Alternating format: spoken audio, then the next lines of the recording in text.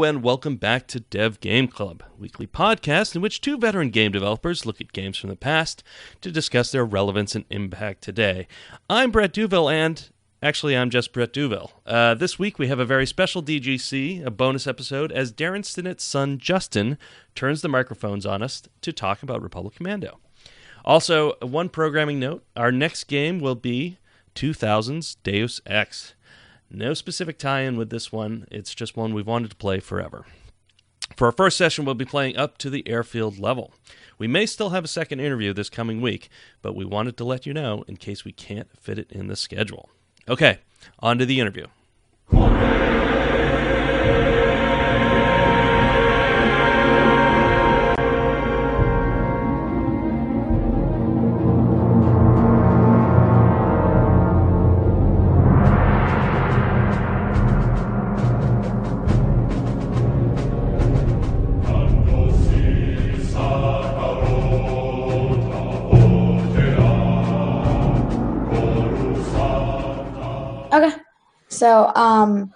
Okay, so, my first question is, it's all about Republic Commandos, but, in your opinion, what was the hardest challenge that you had to overcome when making the game? Wow. We probably actually have the same answer to that. Yeah, I think we do. Making a squad of four, 3 plus the player, stormtroopers or whatever. What? Commandos. There's not stormtroopers. Yeah, Star Wars magic. Yeah. But making them actually seem smart, like they were working together, while you also have the player in there who's not sticking to any script at all, I think is probably the biggest challenge of the game, both design and technically, to make them feel sort of realistic and smart. Really hard problem. Yeah. Okay. How about you, Tim? Yeah, same answer. Definitely same answer. Yeah, and as Brett mentioned, it really came from both sides. It came from the design side and the technology side.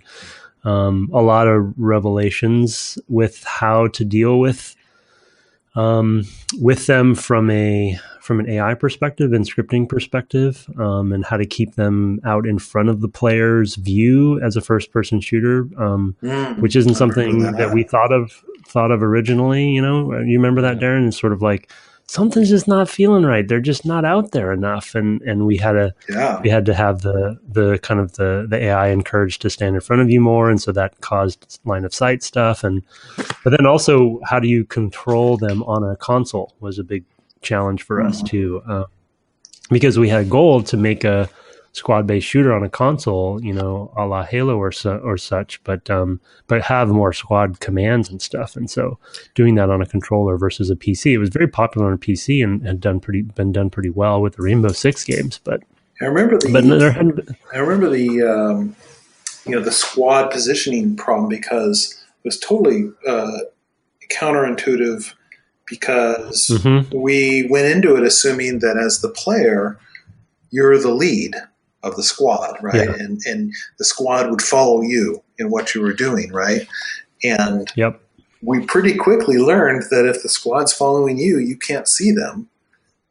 And what looks, you think about like watching a movie, about a squad game, a squad situation, like a Delta Squad thing or something like that, right? In the real world, you got the camera moving all over the place, so you can get a sense of the whole squad and how they're working together, and it's so cool, and we wanted to realize that, and then all of a sudden we're faced with the fact that these guys are outside your field of view, and you once again feel like you're just in a solo first-person shooter. Yeah. I also noticed when actually I watched a lot of gameplay of the game, and I've always noticed like Boss, the squad leader, would always like call people up, or so you really got that shot, or turn around and look at them just to like check. And that would also be kind of like showing them. But then a lot of times they're also in front of them, depending on their position. Yeah. So even when they would, there were a lot of different ways that we did this. One of the things that Nathan Martz had come up with was when they were sniping, we had the same problem where if the sniper was behind you, he would shoot and something in front of you would die and you wouldn't know why. And so he had the idea to basically make every bullet from a sniper be a tracer bullet, basically, so that you'd be able to actually see, oh, that's because and that made the player feel smart, right? I put the sniper there, and now he's shooting things, right? And I'm getting to see it. So there are lots of different ways that we had to solve that problem. It wasn't even just keeping them in front of you. It was, well, if they are behind you for some reason, you still want to have that feeling like you're still part of something. So, yeah, it was a really interesting problem, but definitely a hard problem that nobody hadn't felt like had been really well solved before. So. Okay, so the next question I want to ask is, if you still remember them, who was your favorite member of Delta Squad and why? Sev, I think his sense of humor is closest to mine. Yeah, and we also wanted to leave Brett behind as well. Yeah. So that's why he's Sev for me. I was always partial to Fixer for some reason. I think it's just maybe who you relate to the most because he was uptight. Yeah, sure, okay. Thanks for filling in the blank, finishing my sentence for me. No, he just he's all business, getting things done and thinking things through and. Yeah, and it's moving forward. So, what about you? What about you, Daron? Do you have any memory? Well, so you guys design these characters, and I can see now you design them after your own and your own likeness. Archetypes. Yeah, your own archetypes. If you were to take the helmets off, Sam is definitely my clones. It favorite would be us. So, I enjoy his humor for sure. Dad likes me better, Tim. Yeah, exactly. Sev is, to be honest, Sev's almost everybody's favorite. And I think that's the one everyone. Who wrote the dialogue? It was a combination of Stemley and Kaufman, right? Yeah, Ryan Kaufman and Mike Stemley. Yeah. Yep. Yeah, really good stuff. Go ahead, Personally, I like Sev because of his humor, but I also really like Scorch because he's a bit childish and especially when he's blowing stuff up. Nope. Yeah, guys. Yeah, Scorch is really funny. A lot of his lines and actually the way they interact, I really appreciate as well. Yeah, it's kind of like they're all like brothers or something. Yeah, they're having their conversations. Yeah. I guess they are brothers. Yeah. That was the whole point. Yeah, Scorch is definitely he's kind of number 2, I think, for a lot of people because of he's so memorable. Yeah. Okay. Okay. Next question is, if you had the opportunity to make a new one of Republic Commandos, like a Republic Commandos 2, or remake the original one, what would you change or do differently? Wow, I had to think about that one for a second. There's definitely a lot I would probably change. Yeah, Tim is also like Fixer, and he has nothing but regrets. So too. He's always going back and think about it. For me, I think one of the things that we felt like we could have done even more was to make them feel even smarter and interact even more.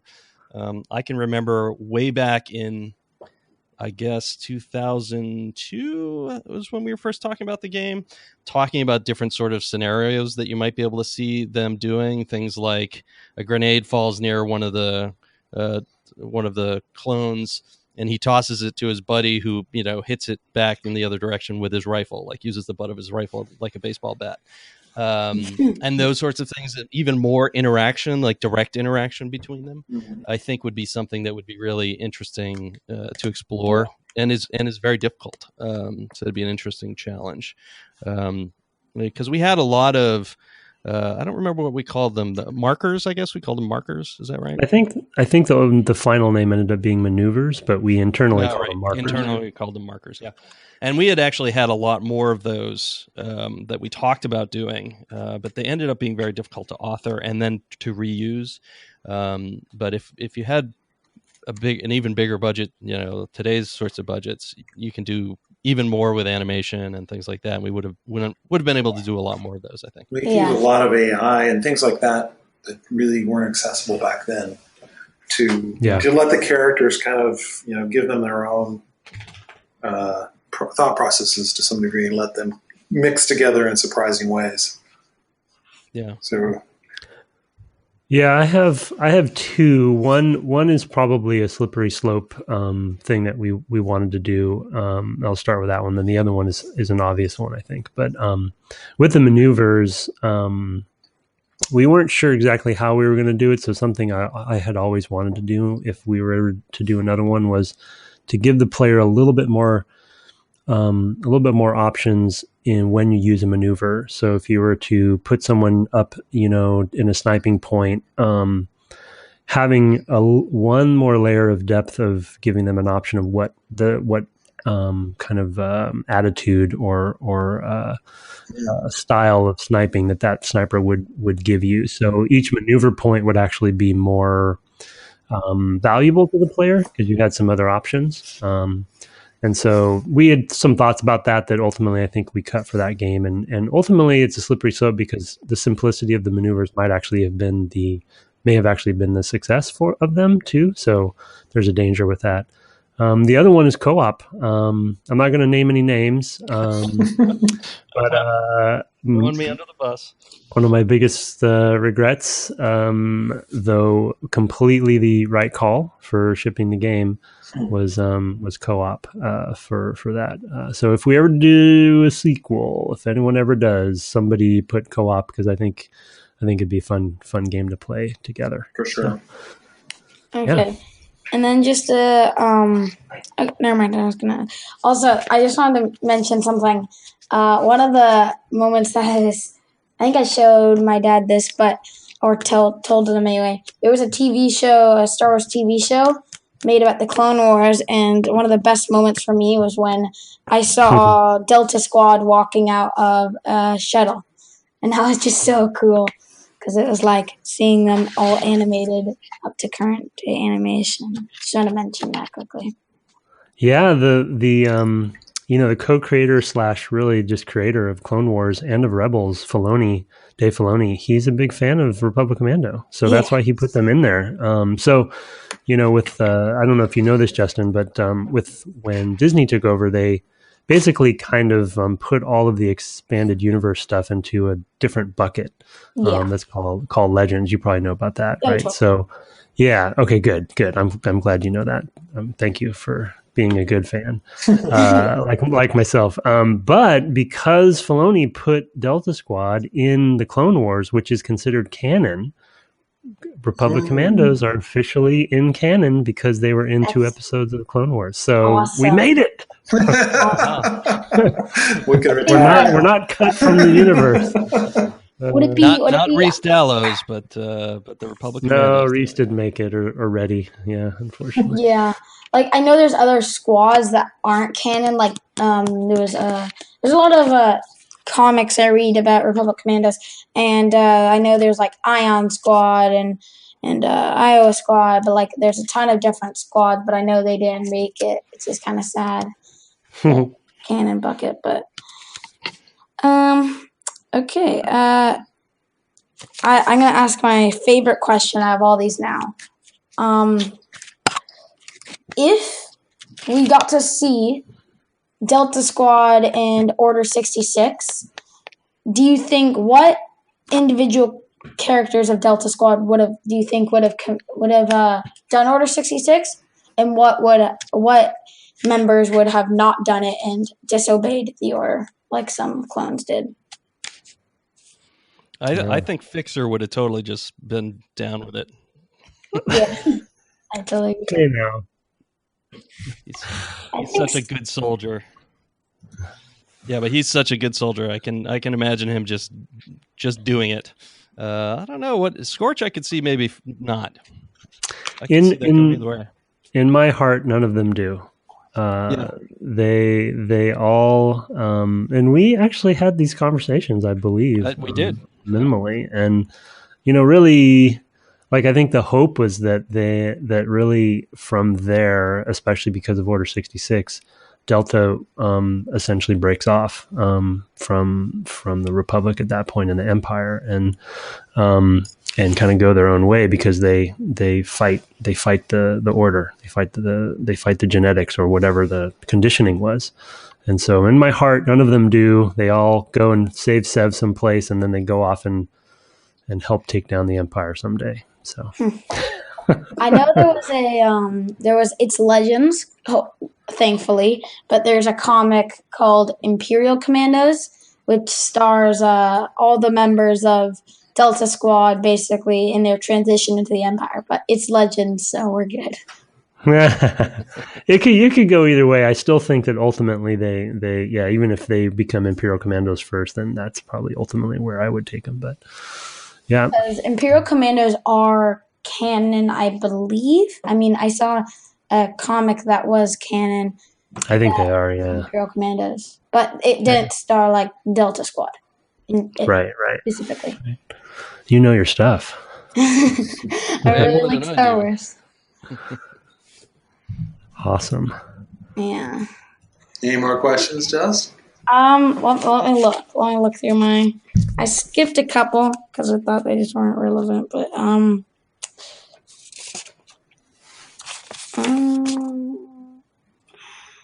okay. Last but not least, what are you guys doing? Now, like, are you getting game design or different jobs? Or that'll be my last question. Yeah.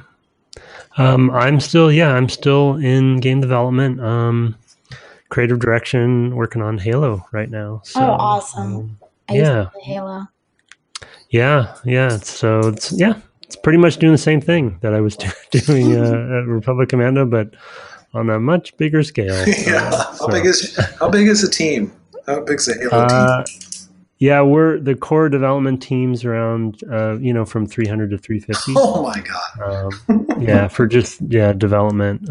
Maybe grows from there, but yeah, it's pretty crazy. I'm also still in games. I spent a few years at Bethesda Game Studios. That's probably the stuff you'd have heard of that I worked on. I worked on Skyrim. I was one of the lead programmers on that. My brother loves Skyrim. Yeah, both Fallouts as well, 3 and 4 from Bethesda Game Studios. That's so cool. Now I'm independent. I'm working with a very small team. It's a little bit different than 300. It's 3, and I'm still programming.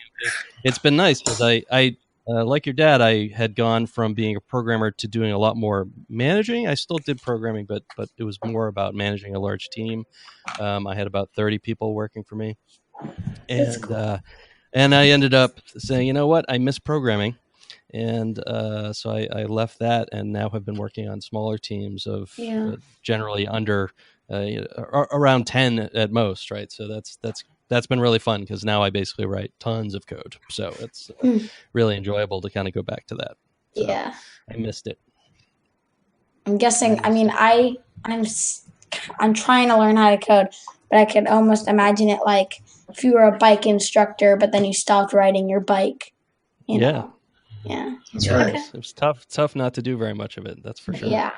That's cool. And I know what my dad's doing. So. Yeah, everyone went over that in the beginning too, right? Okay. Thank you for listening to my questions. Well, thanks, Justin. That was fun. Yeah, that was awesome. Little turning the mic the other way. It was really cool. Yeah. That was fun. Okay.